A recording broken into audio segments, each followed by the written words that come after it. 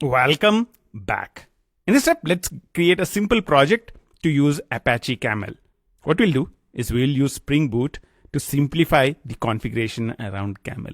So I'm on my favorite website on the internet, start.spring.io, and let's go ahead and create a Spring Boot project that helps you to use Camel. So I'm choosing Maven. Language is Java.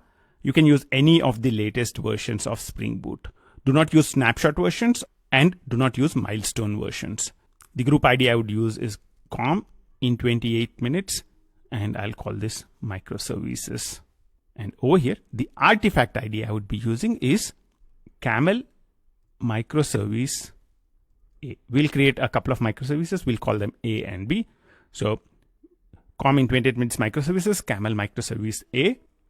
I'll call this demo project for Camel. And let's choose the dependencies. The first one I'll choose is Spring Boot DevTools.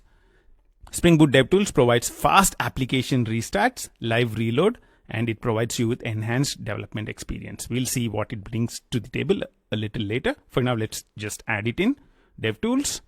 The other things I would add in are web. We'd want to build a REST API at a later point in time. So let's add in Spring Web. In addition to this, we would want to add in Actuator.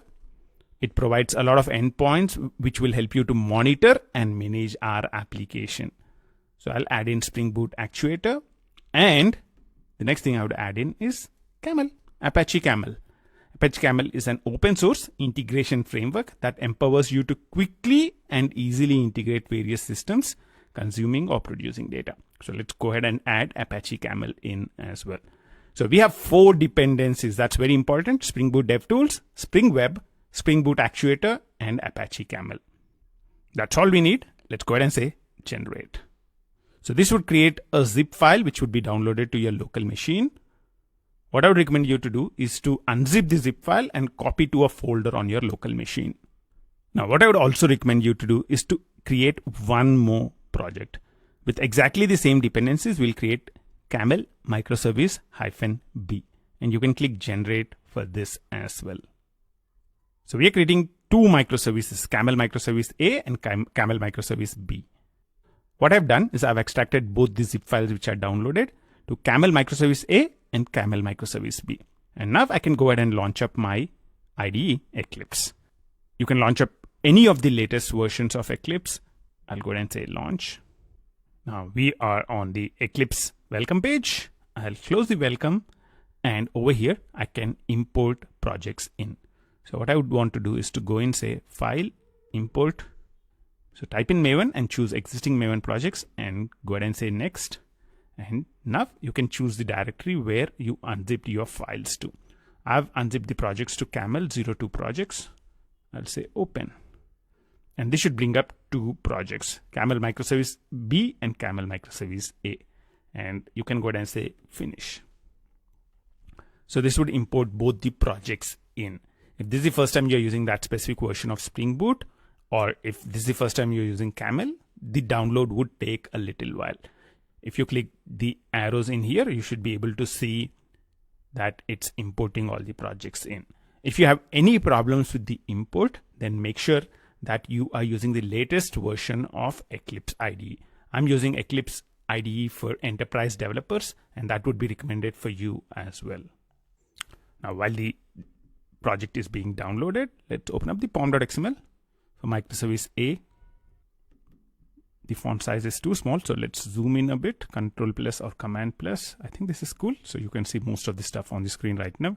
One of the things you can observe over here is when I open up a file, pom.xml, you can see which folder the pom.xml is in over here. So Camel-Microservice-A. So whenever we are editing files, make sure that you are editing the file in the right project. So we have 2 projects, Camel Microservice A and Camel Microservice B.